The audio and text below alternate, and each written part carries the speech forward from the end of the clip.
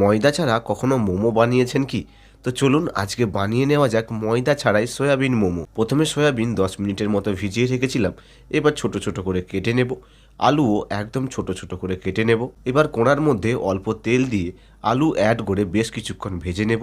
আদার paste দিয়ে দেব, আর কিছু মশলা add করে দেব। শুকনো লঙ্কার পাউডার, হলুদের পাউডার, ধনে পাউডার আর গোলমরিচের পাউডার। এবার মশলা ভালো করে ভেজে নেব। এবার কেটে রাখা সয়াবিন দিয়ে আরও একবার ভেজে নেব।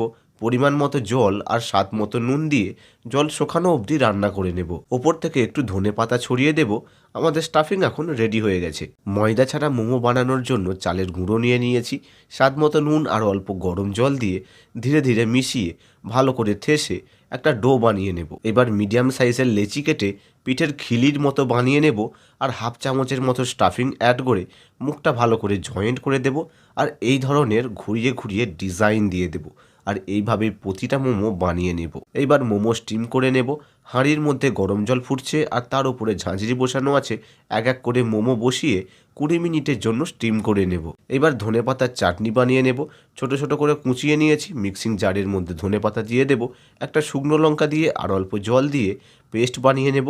তেঁতুলের জলের মধ্যে ধনেপাতার পেস্ট দিয়ে স্বাদ মতো নুন দিয়ে একবার গুলিয়ে নেব। তো তৈরি হয়ে যাবে ধনেপাতার চাটনি। এবার গরম গরম মোমোর সঙ্গে ধনেপাতার চাটনি এনজয় করুন। আর আজকের রেসিপিটা কেমন লাগলো কমেন্ট করে জানাবেন।